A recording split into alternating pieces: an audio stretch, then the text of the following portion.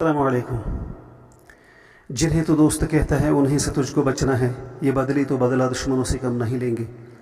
کبھی کبھار ہمارا واسطہ ان کم ظرف انسانوں سے بھی پڑتا ہے، کم ظرف دوستوں سے بھی پڑتا ہے، یا کم ظرف رشتہ داروں سے بھی پڑتا ہے،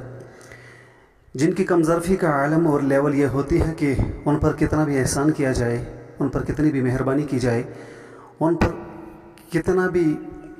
نرم رویہ اختیار کیا جائے، حسن سلوک کیا جائے، لیکن وہ پھر بھی ایسے ناہنجار اور ایسے کم ظرف انسان ہوتے ہیں کہ انسان کو محسن کو ہی ذلیل کرنے پر تلے ہوئے ہوتے ہیں۔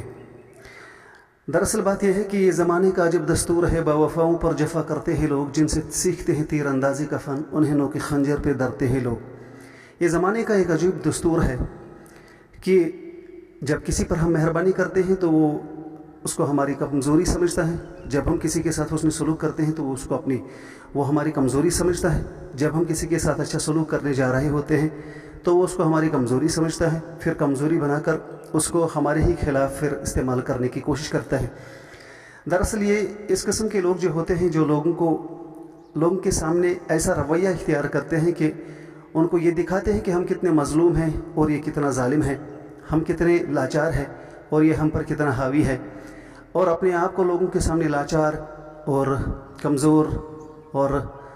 مصیبت زدہ اور مظلوم ثابت کرنے کی انتھک کوشش کر رہے ہوتے ہیں، اور ہمیں ہر جگہ، ہر موڑ پر، ہر کسی انسان کے سامنے ذلیل اور رسوا کرنے کی انتھک کوشش کر رہے ہوتے ہیں، اور وہ فیبریکیٹڈ سٹوریز بتاتے ہیں جن کا کوئی وجود ہی نہیں ہوتا۔ ایسے کم ظرف انسانوں کے ساتھ حسن سلوک کرنے پر انسان کو پھر عار آتا ہے کہ دیکھیں میں نے کون سا بہار دیا تھا اور انہوں نے کون سے گل کھلائے وہاں پر، میں نے کون سا تو وتیرہ ان کے ساتھ اپنایا اور بدلے میں مجھے کیا مل رہا ہوتا ہے۔ کبھی کبھار انسان کو انسانیت پر وشواس اٹھ جاتا ہے، لیکن جس کا تکیہ اور جس کو اللہ کے اوپر امید ہوتی ہے، جس کو آخرت کا یقین ہوتا ہے، وہ کبھی بھی مایوس نہیں ہوتا۔ اس کو پتہ ہوتا ہے کہ میرا ہر کوئی عمل، میرا ہر کوئی کام جو میں نے اس کے رضا کے لیے کیا ہے، کسی بھی انسان کے ساتھ جو بھی میں نے حسن سلوک کیا ہے یا اچھا کیا ہے، اس کا بدلہ مجھے ضرور میرا اوپر والا دے گا اور دے کر رہے گا۔ اگر آخرت نہ ہوتی